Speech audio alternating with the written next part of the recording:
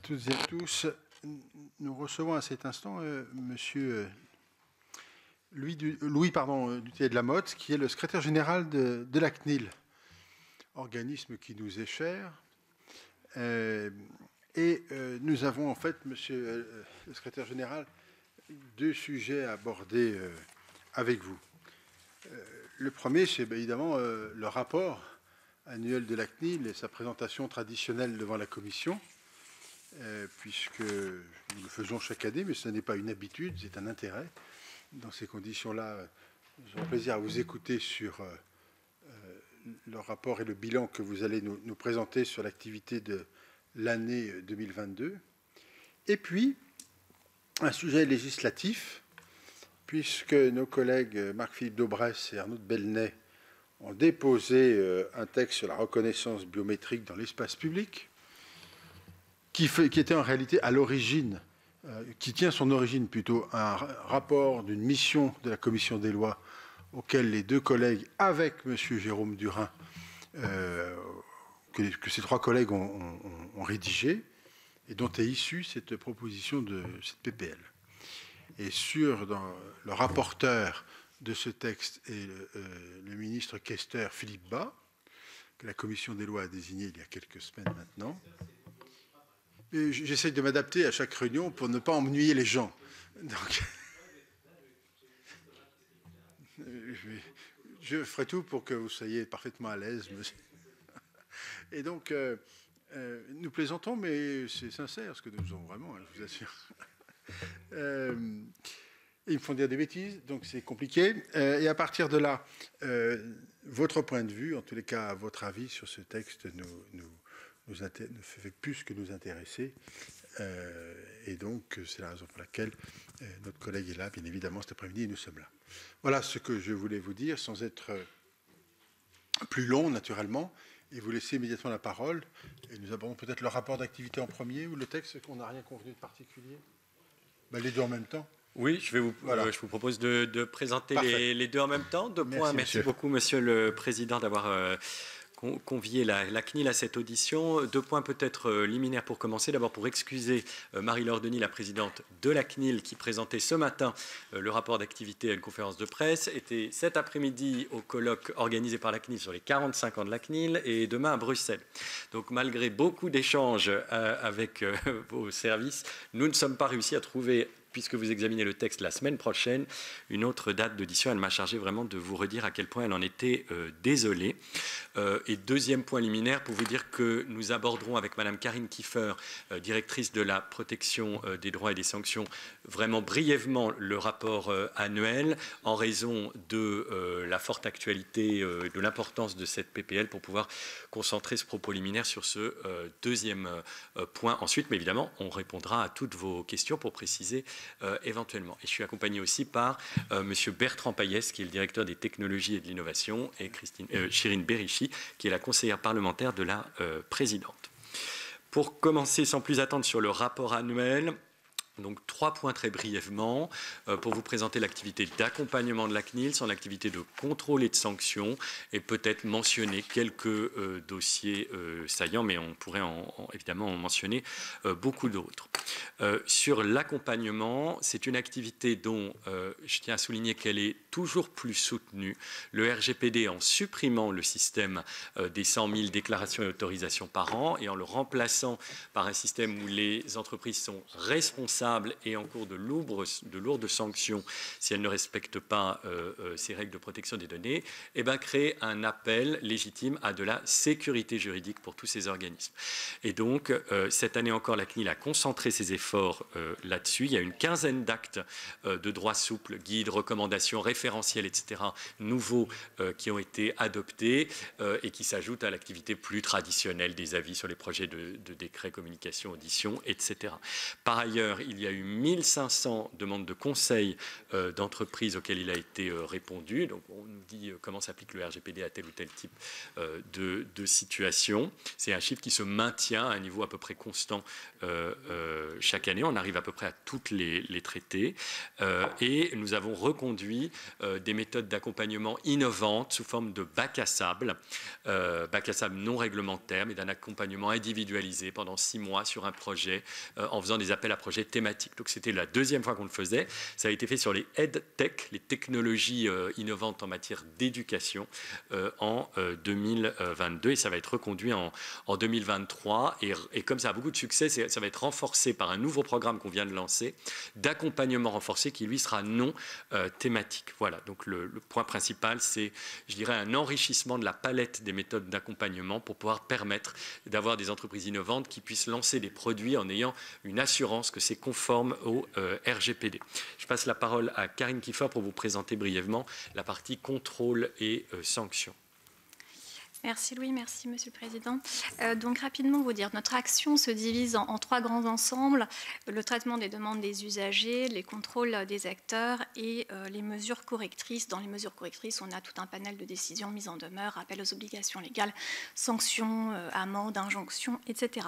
Sur le premier volet de la relation aux usagers, nous avons toujours un nombre conséquent de plaintes puisque nous en avons reçu plus de 12 000 en 2022, un nombre aussi très important de demandes d'exercice des droits indirects qui portent principalement sur le FICOBA, le fichier des comptes bancaires, qui sont adressés à la CNIL, puisqu'on en a reçu plus de 7 400 en 2022, soit une augmentation de 27%.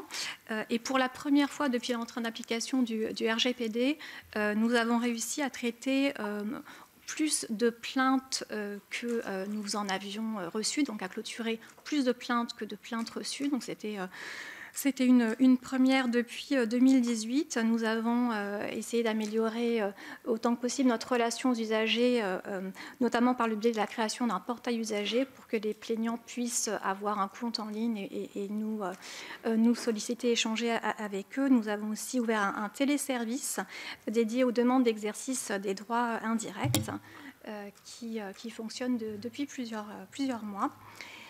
Sur le volet des contrôles, nous avons effectué près de 350 contrôles. Cette année, à nouveau, après la crise Covid, nous avons pu refaire plus de contrôles sur place, puisque pendant la pandémie, les contrôles sur place étaient devenus minoritaires, mais nous avons pu revenir à une situation normale d'une majorité de contrôles sur place.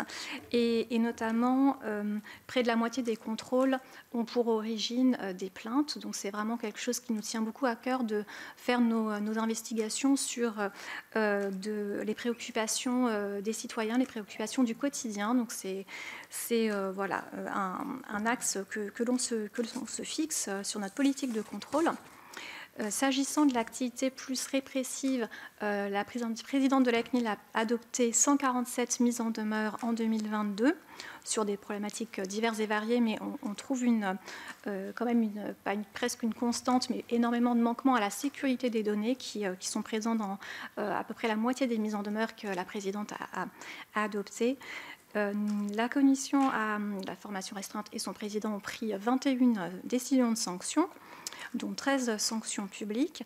Une avancée très importante de l'année 2022 a été la création d'une procédure simplifiée qui permet au président de la formation restreinte de la CNIL ou un membre qu'il désigne de pouvoir, sur des dossiers ne présentant pas de complexité particulière, prendre une décision de sanction tout seul, afin de simplifier voilà, ces procédures et de pouvoir aussi agir plus efficacement dans le cadre du traitement des plaintes et prendre plus de sanctions plus mineures, puisque ces sanctions sont plafonnées à 20 000 € d'amende sur des cas de mineurs. Et enfin, pour en finir sur l'activité, quelques sanctions emblématiques, à savoir Clearview sur justement un système de reconnaissance faciale. Beaucoup de sanctions sur le domaine des cookies également, contre Microsoft, Apple, TikTok notamment. Et puis nous avons aussi beaucoup participé à l'activité européenne en examinant beaucoup de projets de décision de nos homologues, dont une récente qui a fait grand bruit hier, la décision de l'autorité irlandaise contre Meta d'1,2 milliard €. Voilà, je m'arrête là. Merci beaucoup. Et je souligne que la CNIL a connu des taux de croissance du nombre de plaintes qu'elle a reçues de 30% plusieurs années de suite à la suite de l'entrée en vigueur du RGPD.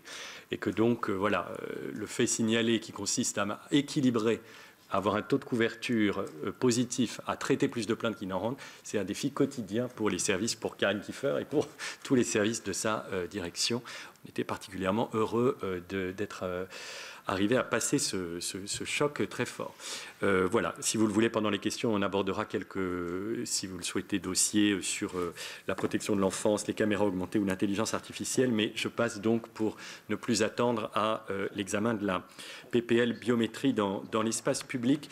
En 2019, la CNIL a publié une position un peu de principe soulignant l'émergence de cette technologie, les dangers particuliers, les risques particuliers qu'elle présente, en contrepoint évidemment des possibilités qu'elle offre, et en appelant à un débat public au fait que définir les usages que l'on accepterait ou pas de la reconnaissance faciale, notamment dans l'espace public, était un choix politique important et qu'il fallait donc un débat démocratique. Et donc, j'ai envie de dire, nous y sommes avec les rapports, les missions qui ont été faites, une PPL, un débat au Parlement, des auditions. Alors, pour examiner cette PPL, je vous propose de procéder en deux temps. D'abord, rappeler la doctrine un peu générale de la CNIL sur cette question, sur la biométrie, et ensuite les dispositions plus spécifiques de la proposition de loi. Alors, quelques éléments de doctrine générale. La donnée personnelle que constitue la donnée biométrique est une donnée particulière. Elle a toujours été regardée comme étant d'une sensibilité particulière pour la CNIL, même si ça n'est que le RGPD qui, avec les progrès technologiques, en a fait juridiquement ce qu'on appelle une donnée sensible, c'est-à-dire une donnée dont le traitement est interdit aux différents acteurs ou organismes, sauf avec le consentement de la personne ou sauf quand une loi ou un texte réglementaire, selon lesquels il y a autorisé. Pourquoi c'est sensible ? Pas tant généralement par son contenu, parce qu'elle dit de vous, ça dépend en tout cas des types de données, mais parce qu'elle va permettre votre identification de manière unique et quasi certaine selon les cas, et qu'elle ne peut jamais être changée. Elle ne peut pas, dans notre vocabulaire, être révoquée si elle est compromise, elle ne peut pas être modifiée. Il faut s'intéresser aux différents types d'usages de cette donnée, parce que selon ces usages, eh bien, il y a plus ou moins de risques. J'essaierai donc de cartographier brièvement les usages d'une part, les risques de l'autre. Alors, il y a des usages qui ne posent pas tellement de difficultés, qui sont des usages, je dirais, de services et qui se font avec le consentement des personnes.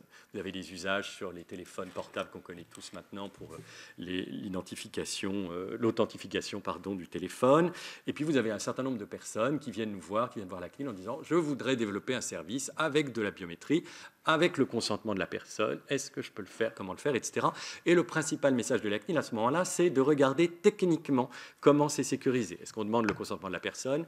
Et est-ce que la donnée est stockée en local, à la main de la personne, sans base centralisée? La principale préoccupation, c'est qu'il n'y ait pas une base centralisée avec toutes les empreintes digitales, les iris, etc. Parce que les cyberattaques, la question, on dit toujours, c'est pas de savoir si on va être attaqué, c'est quand on va être attaqué. Et il y a toujours, du coup, un risque de compromission de cette base. Toujours, il faut partir du principe qu'à un moment, elle peut vraiment être compromise. Et donc, compromettre une base avec toutes ces empreintes digitales, c'est extrêmement sensible, problématique. Et donc, on demande à ce que le stockage soit décentralisé. Une empreinte par téléphone, que sais-je. Et à ce moment-là, c'est impossible d'attaquer pour récupérer l'ensemble. Ensuite, on a des usages plus, je dirais, de police avec différents degrés. On peut d'abord rechercher une photographie, un visage sur une photographie ou un fichier de photographie. C'est ce qui existe déjà dans le TAJ, le traitement des antécédents judiciaires. On peut prendre une photographie et savoir si la personne, elle est dans ce fichier. Un degré d'intrusivité en plus, vous allez rechercher a posteriori dans des vidéos, dans des ensembles de vidéos où il faudrait les visionner pendant des heures, etc. Et vous allez peut-être faire tourner ça pour rechercher un visage, 2 visages, 50 visages, 1000 visages, etc. C'est pas autorisé à ce stade dans le droit français, c'est quand même le prolongement de l'usage précédent. On passe de la photographie au film. Et puis vous avez quelque chose où véritablement on change de nature, qui est l'usage en temps réel par une caméra de vidéoprotection ou autre qui va analyser et reconnaître en temps réel des gens qui passent dans la rue, dans un magasin ou que sais-je. Alors, au regard de ces différents usages, et évidemment des possibilités qu'offre la technique, qui sont indéniables, il faut mettre des risques. Les risques, ils sont de 5 types, nous semble-t-il, principaux. D'abord, il y a un risque simplement sur la vie privée. Le fait simplement qu'on va regarder, surveiller, savoir que c'est vous qui êtes sur cette photographie, sur ce film. Et évidemment, notre droit protège la possibilité de circuler, notamment dans l'espace public, avec une forme d'anonymat, une forme de discrétion, une forme de capacité à ne pas être filmé, surveillé, reconnu en temps réel. Deuxième risque, ces systèmes font des erreurs. Ces systèmes font des erreurs et il suffit de regarder une série de faits divers pour voir que dans des pays qui ont commencé à l'expérimenter, eh bien, il peut y avoir des erreurs et donc on appréhende la mauvaise personne, elle est bloquée, etc. Elle est mise dans une procédure et tout. Je ne dis pas que l'erreur ne peut pas être acceptée, mais ces systèmes font des erreurs. Troisième point, ces systèmes peuvent avoir des biais discriminatoires. La manière dont ils ont été entraînés fait que, ça s'ajoute à cette notion d'erreur. C'est une chose de faire une erreur, mais c'est une seconde chose de faire plus d'erreurs sur les femmes que les hommes ou les hommes que les femmes, plus d'erreurs sur tel ou tel type de population que sur d'autres. Quatrième risque, la CNIL est régulièrement confrontée à des réflexions sur l'inhibition de l'exercice des droits qui peut résulter de ce type de surveillance. Vous avez le droit de manifester. On va vous dire, pendant la manifestation, vous êtes filmé et analysé avec de la reconnaissance faciale pour des finalités parfaitement légitimes. Si vous n'êtes pas, si vous ne pensez pas faire tel ou tel type d'infraction, il n'y a pas de difficulté parce que du coup, on n'en tirera aucune conséquence. Mais ça a un effet d'inhibition sur l'exercice de certaines libertés fondamentales que de savoir qu'on le fera sous le regard d'une caméra qui vous filme, qui vous analyse, qui vous reconnaît. Et dernier risque, un risque de sécurité informatique, parce que, comme je vous le dis, s'il y a des bases centralisées de données biométriques, elles s'exposent à des cyberattaques de plus en plus sophistiquées, de plus en plus fortes. La sécurité, on ne peut pas assurer, enfin dire à l'avance qu'on assurera de façon certaine la sécurité de ces bases, et donc elles peuvent être compromises. Et ce sont des données qui, dans des mains malveillantes, ont une véritable valeur et peuvent être utilisées contre vous. Alors, à partir de cette doctrine, il faut donc définir des lignes rouges et des cas d'usage. C'est ce qu'essaye de faire le débat qui s'est enclenché. Et donc, j'en viens maintenant à la proposition de loi. En faisant un avertissement liminaire, mais très fort, qui est de dire que le Collège de la CNIL ne s'est pas prononcé sur la proposition de loi. Les commissaires du Collège de la CNIL, qui seuls peuvent prendre position officielle pour la CNIL. Donc, ce que je vais dire maintenant, je le fais avec une certaine prudence et en insistant sur le fait que ça ne représente que l'analyse des services par rapport à ce qui est la doctrine plus générale de la Commission, mais qu'évidemment, seule elle pourrait donner un avis plus tranché que je ne vais le faire. Mon principal message, et qui, ça, je crois, découle des délibérations de la Commission, du Collège, c'est qu'il ne faut expérimenter ce type de technologie, notamment pour ce qui est du temps réel dans l'espace public, qu'avec une main tremblante et une logique extrêmement prudente et progressive. De notre point de vue, le projet, avec une réflexion étayée, certes, mais propose de procéder d'un seul coup à un élargissement qui nous semble considérable des cas d'usage. Et donc, nous allons, dans ce message, vous appeler à les restreindre fortement.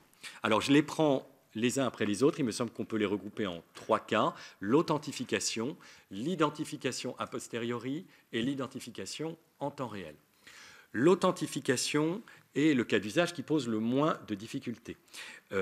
Il faut le faire avec un stockage en local, non centralisé dans toute la mesure du possible, à la main des personnes, mais ce sont des usages que nous connaissons déjà et dont je souligne qu'ils sont déjà en partie, pour ce qui est prévu dans la PPL, selon moi, permis par le droit positif. Nous pouvons, avec le règlement type de la CNIL, faire de l'authentification pour toutes les personnes qui sont employées avec un sens assez large par quelqu'un. Ça vaut, nous semble-t-il, aussi pour l'organisation d'un événement. Et donc, il s'agit, si je comprends bien, d'élargir, d'ajuster, d'affiner ce qui existe déjà.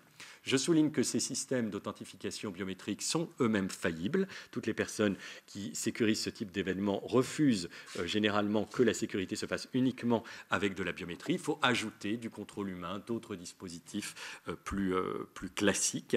Regardez la nécessité au cas par cas et le règlement type de la CNIL qui existe déjà, avec 3 niveaux de dispositifs possibles, constitue un point de référence utile, me semble-t-il.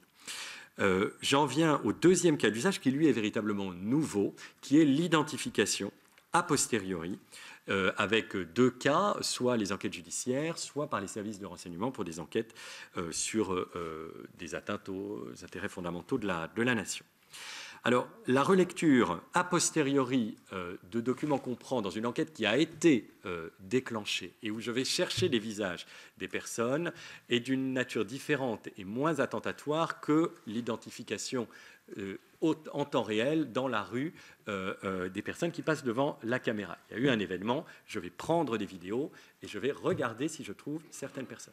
C'est quand même une capacité de recherche dans la vidéo qui est inédite aujourd'hui. Et donc, il faut absolument un certain nombre de garanties. Et la première de ces garanties, c'est qu'il y ait véritablement un contrôle humain. Une fois que ça bip et ça vous dit la personne est peut-être à tel et tel endroit de la vidéo, un contrôle humain approfondi avant qu'on prenne la moindre décision.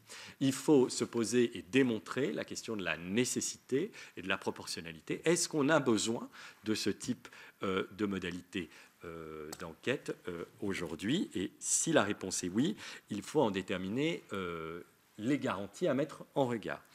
De ce point de vue-là, sur les garanties, nous vous appelons à réfléchir sur 3 points. Le périmètre, d'abord, nous paraît très large. L'exposé des motifs parle des infractions les plus graves, mais il me semble que le texte permet de l'utiliser pour tous les délits punis de 3 ans.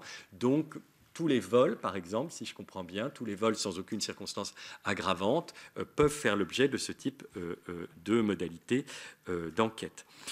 Pareil, nous vous appelons à insister sur ce qu'il y avait dans le rapport sur le principe de subsidiarité, c'est-à-dire que cette technique de fouille automatique de visage dans un enregistrement vidéo, et surtout si on cherche beaucoup de visages, je vais y venir, ça ne doit être que subsidiaire par rapport aux techniques normales, habituelles d'enquête. Et surtout, 3e point où il nous semble qu'il faut véritablement creuser, préciser, détailler, encadrer, restreindre, c'est qui est-ce qu'on va chercher sur la vidéo? Est-ce que je vais chercher la photographie d'une personne dont je sais que je la recherche, à tort ou à raison, mais je sais que c'est elle que je recherche, et je prends 50 heures de caméra et je la recherche? C'est ce qu'il y a de moins intrusif, c'est comme si j'avais visionné les 50 heures pour chercher cette personne-là. Est-ce que je vais chercher un ensemble de personnes dans un fichier de police? C'est déjà un pas considérable de rechercher tout un ensemble de personnes dans le fichier des personnes recherchées, dans le TAJ où il y a des millions de personnes, etc. Ou est-ce que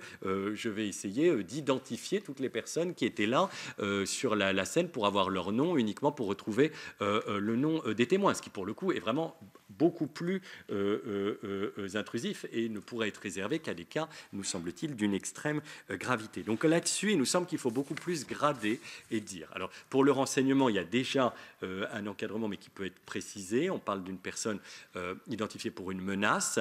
On comprend que c'est qu'une menace pour uniquement les intérêts fondamentaux de la nation. Il faut que ce soit très clair. On parle de l'entourage. Est-ce qu'il ne faut pas aussi préciser cette notion d'entourage? Et pour les enquêtes judiciaires, c'est beaucoup plus large, nous semble-t-il, trop large. J'en viens au 3e et dernier type de cas d'usage, les identifications en temps réel dans l'espace public pour sécuriser les grands événements, pour les enquêtes judiciaires les plus graves. Alors c'est évidemment le point le plus délicat, le point le plus novateur dans la proposition de loi, et je répète encore une fois que je ne parle que pour les services de la CNIL, seul le collège pourrait prendre une position officielle. Au regard des risques que je vous décrivais tout à l'heure, c'est évidemment l'atteinte la plus forte à la vie privée. Elle est vraiment d'une nature pour nous totalement différente par rapport aux autres cas d'usage. La surveillance, l'identification se fait en temps réel au moment où je passe devant la caméra. C'est là aussi que le contrôle humain va être le moins efficace. Parce que je dois aller vite. Si on fait du temps réel, c'est parce qu'il faut une réaction en urgence. Et les faits divers dont je vous parlais, c'est toujours des réactions en temps réel. C'est différent dans le cadre d'une enquête judiciaire, où je me pose, je fais saisir ou communiquer tel ou tel type de vidéo, et je les regarde. Donc, pour les conséquences concrètes que peuvent avoir les erreurs sur les personnes, ou des biais discriminatoires sur les personnes, c'est là qu'ils seront le plus forts. Ça va supposer de créer techniquement la dérivation des images vers des endroits où il y aura de la reconnaissance faciale en temps réel avec les données biométriques mises à disposition. Et il n'y a pas évidemment de système centralisé de vidéosurveillance en France, donc il va falloir le faire dans tous les endroits où on voudra le mettre en place. Donc on va techniquement créer le dispositif et mettre à disposition les bases de données biométriques, et elles seront forcément centralisées. Et donc par rapport au risque de sécurité que j'avançais, de compromission de ces données, c'est aussi là que le risque est le plus fort. Et enfin, c'est aussi ce qu'il peut y avoir de plus inhibant pour les personnes, pour l'exercice de leur liberté dans l'espace public. J'insiste sur le fait que la création même de ce dispositif à titre expérimental serait un pas fondamental, voilà, quelque chose de fondamental pour la gestion de nos libertés publiques, alors que nous n'avons même pas les idées claires sur l'efficacité, l'utilité de ce dispositif pour les autres cas d'usage. Actuellement.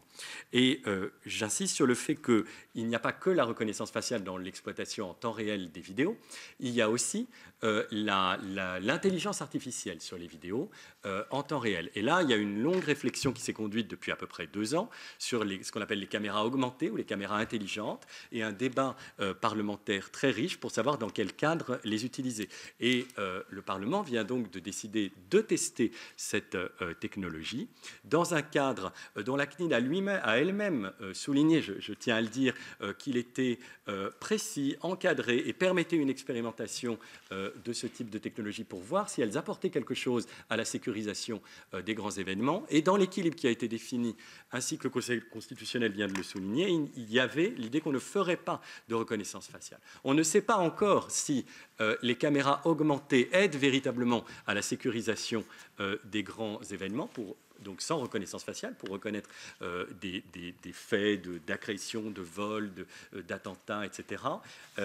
Et donc, il nous semble que le collège a vraiment pris parti pour qu'à ce stade, on en reste à regarder, dans ce cadre limité, si ces caméras augmentées sans reconnaissance faciale sont utiles, et on ne mette pas en place dans nos centres de supervision pour les caméras de vidéosurveillance de dispositifs de reconnaissance faciale. J'ajoute enfin sur le contexte réglementaire qu'au-delà de cette loi sur les Jeux Olympiques qui vient d'être votée, il y a aussi un règlement sur l'intelligence artificielle qui se pose expressément cette question, qui se pose la question de savoir si on interdit comme ligne rouge totale la reconnaissance faciale dans l'espace public ou non, et que là encore le débat est en cours au niveau européen, et qu'il faut peut-être le laisser se faire au niveau européen. Dernier point sur ce dernier usage. Quand on a une image à exploiter dans le cadre d'une enquête judiciaire, et y compris une image qui est repérée par une caméra augmentée qui vient vous dire « là, j'ai repéré que pour moi, il y a un risque d'agression, etc. » Vous pouvez toujours prendre cette image et l'interroger, par exemple dans le TAJ, pour savoir si cette personne est présente dans le TAJ.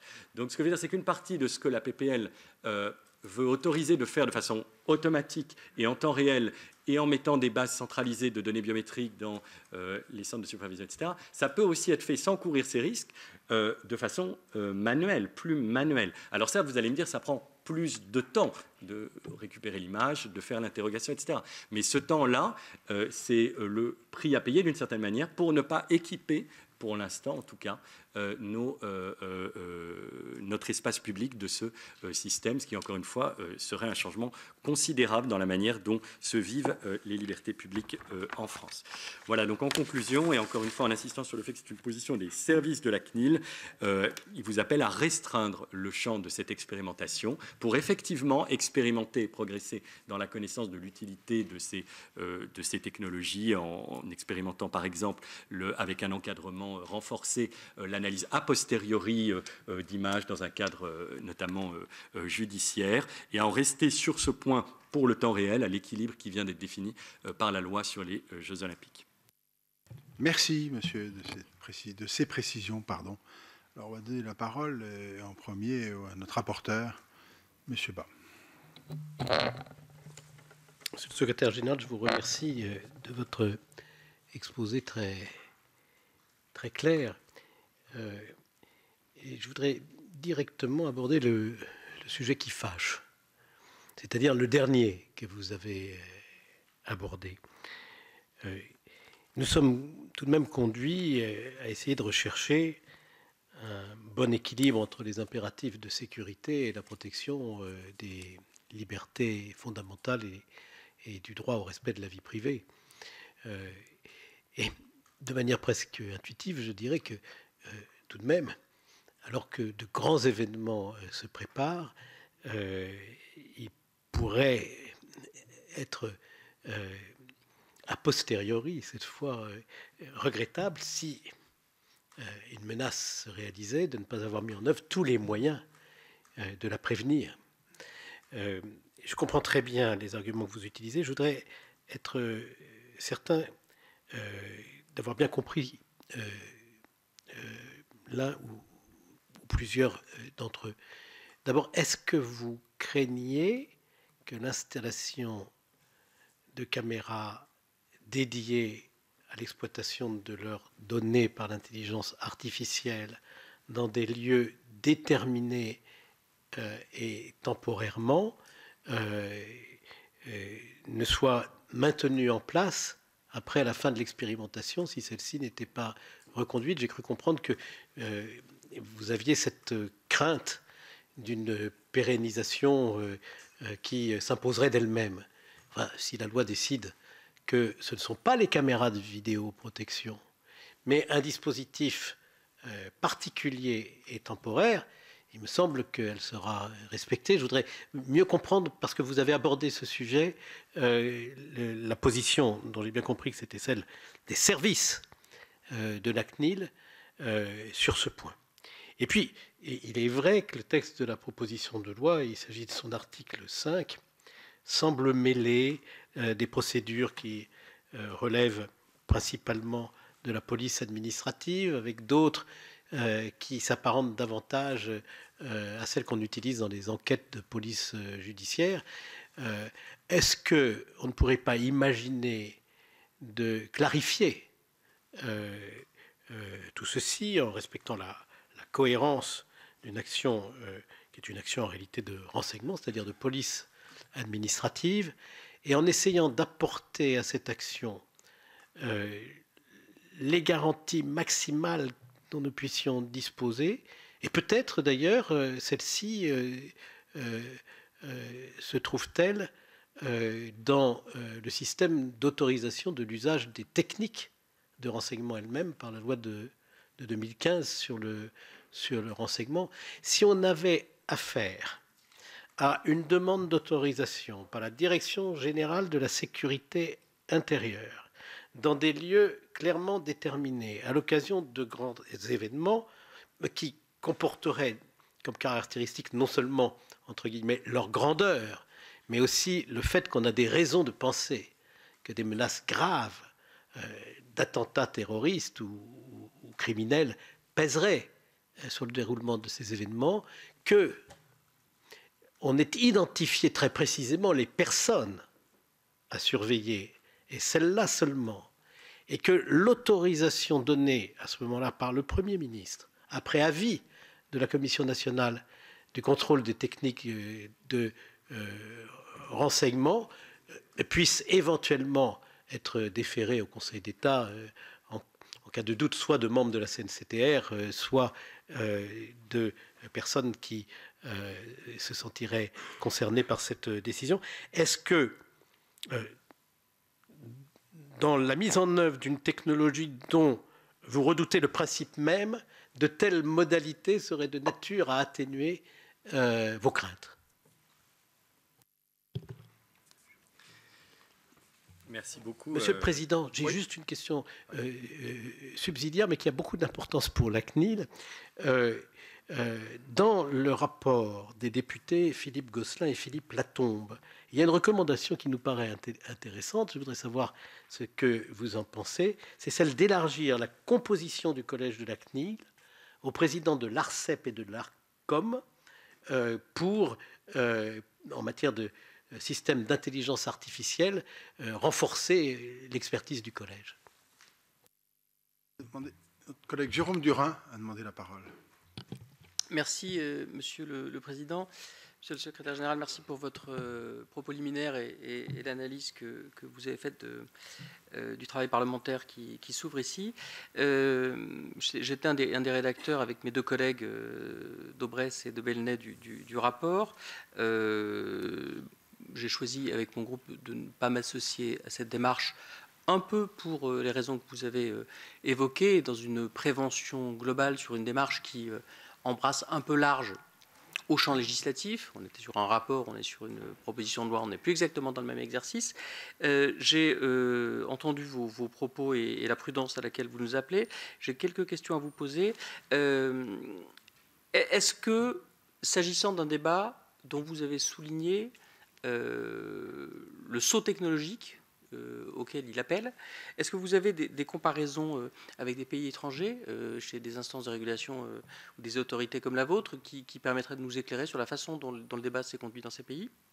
Deuxième question, le Conseil constitutionnel s'est prononcé sur le texte JO et sur les VSA, soulignant en particulier le non-recours aux données biométriques. Est-ce que vous y trouvez une matière à analyse qui pourrait nous être utile pour le texte qu'on va discuter en séance bientôt? Troisième question, qui est annexe, mais qui porte peut-être plus sur votre activité courante. En lien avec les caméras toujours, j'ai entendu parler d'un site qui permettrait aux citoyens d'exercer leur droit d'accès aux images d'eux via un formulaire pour la préfecture de police. Si j'ai bien suivi, la préfecture de police a décidé de filtrer les demandes en n'autorisant que des demandes papier. Est-ce que cette limitation ne restreint pas l'accès aux images pour les citoyens? Voilà les quelques points sur lesquels je voulais vous interroger. Merci. Merci. Y a-t-il d'autres questions? S'il n'y en a pas d'autres, vous avez la parole. Merci, Monsieur le Président. Sur les questions relatives à l'usage en temps réel, deux points d'abord pour préciser mon propos. Effectivement, je ne crains pas du tout, pour les services de la CNIL, même si on n'a pas de, je pense qu'on ne craint pas du tout le fait que parce qu'on fait une expérimentation, ce sera forcément pérennisé. Ça, j'ai vraiment aucun doute que si c'est une expérimentation, la loi dit c'est pour tant d'années, l'état de droit en France fait que ça s'arrête à la fin des années, ça repasse chez vous, tant que vous, le Parlement, tant que le Parlement ne dit pas il faut continuer, on ne continuera pas, et tout ce qui aura pu être monté, si on ne continue pas, sera démonté. Ça, vraiment, c'était pas du tout ça que je voulais dire, et pardon si ça a pu être ambigu. Ce que je voulais dire, c'est qu'il y a une différence forte sur ce type de système, nous semble-t-il, entre l'instant où ils n'existent pas, et donc où ils ne peuvent pas être utilisés, et donc ils ne peuvent pas non plus être détournés, et l'instant où ils existent, et où, effectivement, on met des garanties juridiques, on prévoit un encadrement, mais leur simple existence est déjà une forme de choix, de risque, pour lequel, comme le disait la CNIL en 2019, c'est un choix politique très fort. Et de ce point de vue-là, effectivement, c'est moins risqué si on utilise des caméras ad hoc qu'on installerait pendant quelques heures à un endroit sur un système ad hoc qui serait démonté ensuite et branché à un coffre-fort très très sûr où il y aurait la base de données biométriques et qui serait ensuite détruit. Je parle, pas moi le spécialiste, je vais parler dans un instant, je vais passer la parole à Bertrand, mais généralement, me semble-t-il, opérationnellement, et c'est ce qu'a montré tout le débat sur les caméras augmentées, c'est pas ainsi qu'on peut procéder. Et donc, en tout cas, pour les caméras augmentées, la sécurisation des grands événements, on va, je ne dis pas que dans certains cas, on ne va pas monter quelques caméras ad hoc, mais on va dériver les images du système de vidéoprotection qui existe sur un système, elles sont donc centralisées généralement dans des centres de supervision, et où on va utiliser, brancher une analyse logicielle automatique qui va faire fonctionner le système. Donc il me semble que pour que la PPL soit expérimentée sur le temps réel et pour que sur la base de tel ou tel événement on déclenche à la demande de l'autorité judiciaire pendant 48 heures renouvelables, etc., un système où sur tout le territoire ou partie du territoire, si vous restreignez le dispositif, on va rechercher 1, 2, 50 000, 10 000 ou des millions d'images par rapport à l'objectif qu'on se fixe, il faudra qu'il y ait ce système, me semble-t-il, hein, dans les centres. Donc voilà, c'était ça mon point, c'était que choisir de l'expérimenter, c'est déjà choisir de le créer, et c'est ça dont nous trouvons que c'est un saut qu'il ne faudrait pas franchir. Après, si le débat démocratique, le Parlement, éclairé par toutes les personnes qui l'aura entendu, et voilà, lance cette expérimentation, à l'évidence, il faut prévoir un système de garantie à la hauteur des risques que je décrivais, et donc pour en tout cas l'usage des techniques de renseignement, le système qui a été mis en place est robuste, et il ne faudrait certainement pas y déroger, il faudrait à minima le transposer. D'ailleurs c'est l'esprit de la PPL. Peut-être sur l'aspect installation, je laisse Bertrand Payès développer un peu. Oui, non, vous avez presque tout dit. Effectivement, ce qu'on constate, ce qu'on a compris du déploiement des caméras augmentées, donc de la projet de loi Géo, c'est effectivement, alors soit un système installé un peu à large échelle sur Paris, notamment, qui permet à la préfecture de police de centraliser les images et d'appliquer des algorithmes dessus, mais c'est vrai que c'est deux aspects différents, c'est-à-dire la récupération des images et l'application d'algorithmes de détection d'événements dans le cadre de la loi JO. C'est évidemment d'autres algorithmes de reconnaissance faciale qui peuvent être mis en place, mais toujours sur les mêmes images.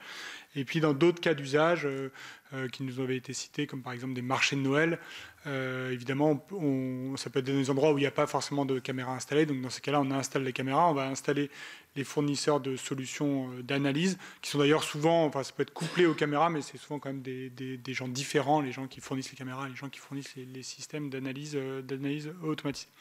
Et puis la dernière source d'images qui est spécifique à certains événements, c'est évidemment les images qui viennent des drones, qui sont elles généralement déployées au moment de l'événement uniquement, et qui fournissent des sources de données particulières qui peuvent soulever au passage des défis, notamment pour la détection d'événements, parce qu'ils sont mouvants, ce qui peut rendre difficile en fait l'analyse des images.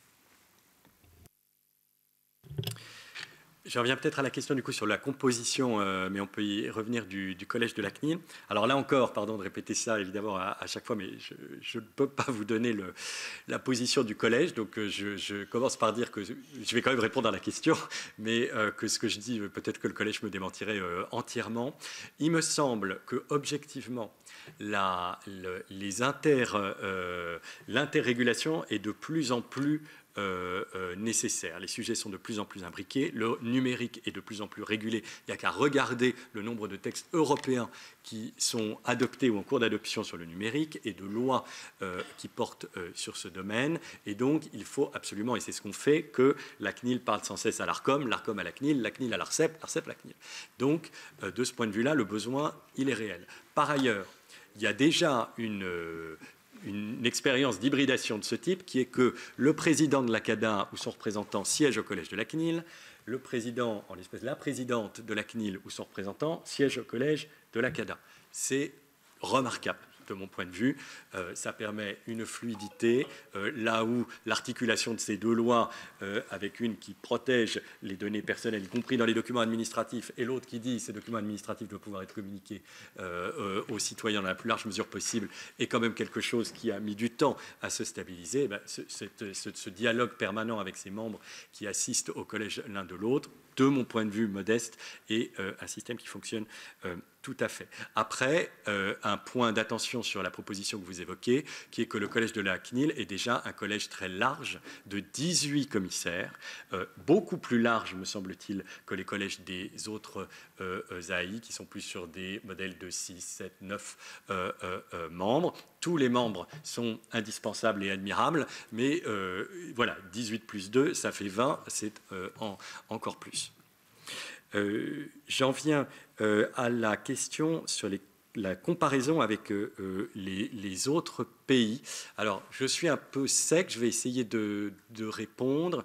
Ce qui est sûr, c'est qu'il y a des avis, il y a des discussions avec les autres CNIL, le Comité européen de la protection des données, le contrôleur européen, l'équivalent de la CNIL pour les institutions européennes, le DPS, qui ont pris des positions extrêmement fermes sur le troisième type de cas d'usage, la reconnaissance faciale en temps réel dans l'espace public. Donc le discours très réservé sur le dernier type de cas d'usage que je vous tiens, il est tout à fait en cohérence avec celui de, je pense, la totalité des CNIL et de l'avis officiellement rendu par le Comité européen avec le contrôleur européen dans le cadre du règlement sur l'IA, la proposition de règlement sur l'IA de la Commission.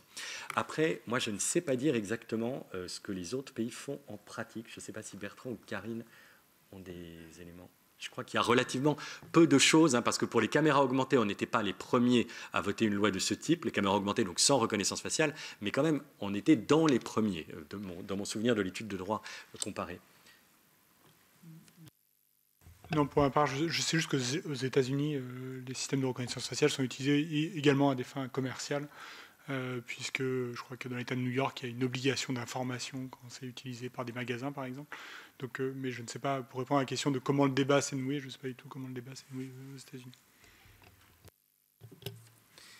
Et en Angleterre, peut-être, j'ai souvenir d'un cas, d'un fait divers, mais alors là, je ne sais pas, où quelqu'un avait été pris pour Dupont de Ligonnès en Angleterre par un système de reconnaissance faciale, donc il devait bien y en avoir un, et s'est retrouvé plusieurs jours. Voilà. Donc peut-être en Angleterre aussi. Sur la décision du Conseil constitutionnel sur la loi sur les JO, oui, tout à fait. Alors, je ne dis pas que, parce que le Conseil constitutionnel est toujours très prudent dans ses rédactions, donc il va dire la loi qu'on me présente, elle a fait ci, elle a fait ci, elle a fait ça, elle a dit qu'il n'y avait pas de reconnaissance faciale, et telle qu'elle est, je la trouve équilibrée. Donc ça. Voilà, on ne peut pas faire dire au Conseil constitutionnel ce qu'il n'a pas dit, qui est qu'il refuserait et considérerait inconstitutionnel toute chose là-dessus. Mais tout de même, il choisit de relever un certain nombre d'éléments dont il estime qu'ils sont nécessaires à assurer en l'espèce la proportionnalité de la loi, et ça fait évidemment partie, on aurait été surpris évidemment de l'inverse, des éléments qu'il a relevés. Mais au-delà de la décision du Conseil constitutionnel en toute fin de course, j'insiste sur le fait que ce débat a eu lieu dans le cadre sur la sécurisation des grands événements, dans le cadre de cette discussion de loi. Il y a eu des amendements, et c'était bien et normal que la question soit posée, puisqu'il s'agit de sécuriser des événements qui vont présenter des risques extrêmement lourds, et que pas seulement la CNIL, mais aussi le gouvernement se sont prononcés contre cette expérimentation de la reconnaissance faciale en vue des Jeux Olympiques, en estimant, me semble-t-il, indépendamment de tout ce dont je vous parlais sur le principe même d'installer ces dispositifs, en mettant aussi en avant le fait qu'il reste relativement peu de temps pour expérimenter les choses que nous n'utilisons pas du tout aujourd'hui pour la sécurité des grands événements, etc. Et que déjà, dans un cadre restreint et sur lequel un relatif consensus s'était formé, tester, expérimenter, trouver, déployer, acheter des systèmes de caméras augmentées efficaces qui apportent véritablement une contribution à la sécurisation des JO était déjà un défi. Donc ça nous semble, au-delà de la décision du Conseil constitutionnel, vraiment appelé du coup à la restriction, au fait de ne pas prendre ce dernier cas d'usage. Enfin, corrigez-moi du coup si je déforme la question. Vous parliez d'un système de droit d'accès aux images de vidéoprotection, notamment celle de la préfecture de police de Paris, où ne seraient acceptées que les demandes papier. Alors, je donne une réaction là aussi à chaud et avec beaucoup de prudence et tout. En première réaction, il me semble que ça ne rencontrerait pas ça poserait une difficulté au regard du RGPD et peut-être aussi du Code des relations entre le public et l'administration. Le RGPD demande qu'on facilite l'exercice des droits d'accès, rectification, etc. Ces images, alors non, je dis des bêtises, parce que le système en question, il relève en partie du RGPD pour ce qui est de ses finalités, non pas de police, mais pour la plupart de ces finalités, il relève de la directive police-justice, mais qui prévoit la même facilité d'exercice du droit d'accès. La CNIL a une jurisprudence, entre guillemets, qui proportionne la facilité demandée aux responsables de traitement à sa taille, ses moyens, etc. Et donc, à partir d'une certaine taille, on demande que soient acceptés des téléservices, des saisines par voie électronique. Et pour des autorités publiques en première action, j'aurais tendance à dire qu'on l'exigerait, d'autant plus que le Code des relations entre le public et l'administration prévoit de façon assez générale, je ne sais pas dire à 100%, là, sans vérifier si ça rentrerait dans le cadre, mais qu'on doit pouvoir saisir l'administration par voie électronique. Alors la CNIL a toujours un peu les deux faces, c'est-à-dire que quand il n'y a que de l'électronique, elle n'arrête pas de répéter, de dire il faut aussi qu'on puisse saisir par papier parce qu'il y a des gens pour qui il y a des difficultés d'équipement ou des difficultés de maniement. Et à l'inverse, quand on dit il n'y a que du papier, parfois on dit, eu égard à vos moyens, vous devez mettre en place une téléprocédure pour permettre un exercice facile de ces droits. Voilà, à chaud, mais sans certitude, je réagirai. Merci. Monsieur Alamarque a demandé la parole. Oui, Président, c'est juste pour ajouter un élément complémentaire. Je crois que c'était avec Jérôme Durin. Nous avons auditionné, nous avons été dans l'entreprise Thales. Vous parliez tout à l'heure de comparaison avec des équipements étrangers. Ils nous ont dit avoir équipé l'aéroport de Singapour et d'autres endroits aux États-Unis. Alors, si vous voulez avoir des éléments complémentaires, je crois qu'il vous suffit d'aller en banlieue parisienne pour déjà demander ce qui s'est passé et ce qu'ont fait nos entreprises françaises à l'étranger sur ce sujet-là. Je crois que c'est une question. Y a-t-il d'autres... Bien. Allez-y, monsieur. Non, tout à fait. Je ne dis pas ce qui vient d'être dit, qui est très juste. C'est un fait que l'Europe s'est dotée de textes très différents et qui reposent sur des valeurs très différentes d'autres parties du monde. C'est évident. Alors, la CNIL... la présidente de la CNIL, elle est en ce moment elle n'a pas pu venir parce qu'elle est à un colloque sur les 45 ans de la CNIL. Et alors, dans son discours inaugural, elle a cité un ancien président de la CNIL, M. Jacques Fauvet. Et alors, j'ai pris la page du discours là en sortant parce que je me suis dit qu'on était exactement là-dedans. Et Jacques Fauvet écrivait donc en 1988 le législateur et la commission qu'il a créée n'ont jamais voulu empêcher ni même gêner les progrès des sciences et des techniques, comme parfois le reproche a pu leur être fait. En 1988, leur est-il prétendu que les enseignements de l'histoire les auraient confondus? Loin d'entraver les développements de l'informatique, la CNIL les a rendus plus crédibles et plus efficaces dans la mesure même où elle a toujours veillé à ce qu'elles soient au service de chaque citoyen. Et donc, vraiment, je tiens à marteler que la position de la CNIL n'est pas du tout une position anti-technologie.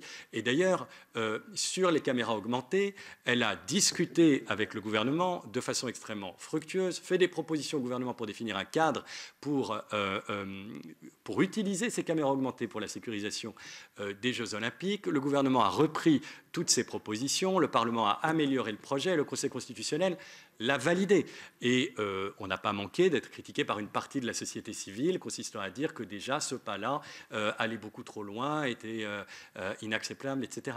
Donc l'idée n'est pas d'empêcher la technologie, mais il faut aussi, enfin, la mission confiée par le RGPD, par ces textes, aux administrations françaises et notamment à la CNIL, est bien de prendre particulièrement en compte le fait que installer dans l'espace public, dans les centres de supervision, des systèmes qui permettent de comparer avec des données biométriques les personnes en temps réel est un changement de nature dans la manière dont on vivra l'espace public, alors même qu'on vient de voter une loi qui propose de sécuriser les grands événements en expérimentant des caméras simplement augmentées, ce qui est déjà un pas important et dont il n'est pas sûr aujourd'hui qu'elles seront utiles ou pas à nos services de police. Et comme ça a été dit, si le bilan montre qu'elles ne sont pas utiles, eh bien, comme tout ça n'est pas fait pour faire des gadgets et retarder l'action des services de police, mais uniquement les aider, il ne faudra pas pérenniser et renoncer à cet outil. Bien. Vous voulez ajouter quelque chose, monsieur? Je vous en prie. Juste pour signaler qu'on est bien, on a été sollicité par plusieurs industriels français, dont Thales, sur l'utilisation de la reconnaissance faciale dans un cas d'usage qui n'est pas celui de la proposition de loi, qui est plutôt le cas d'usage de l'embarquement dans des avions, notamment des aéroports, qui est effectivement en place à Singapour, dans plusieurs aéroports américains. Et donc ce n'est pas une finalité de sécurité, c'est une finalité de confort pour les voyageurs, qui soulève d'autres questions, notamment parce que notre homologue italien, il y a une expérimentation également en Italie sur le sujet, donc sur une base juridique qui est proche de la nôtre. Donc ça fait partie des sujets sur lesquels on discute avec nos homologues et également avec les industriels français qui sont particulièrement bien placés sur cette technologie. Et de façon plus générale, la CNIL a validé un certain nombre d'utilisations de la reconnaissance faciale, notamment en expérimentation, en aéroport. Mais j'ai compris que Thales c'était plutôt équipé pour des finalités de police, pas pour le fonctionnement des aéroports. Hein, mais ouais, c'est ça. Bien, pas d'autres questions. Vous êtes suffisamment éclairés. Enfin, nous sommes suffisamment éclairés. Écoutez, merci beaucoup, monsieur le secrétaire général, d'être venu jusqu'à nous et de votre propos clair. Merci. Merci à vous.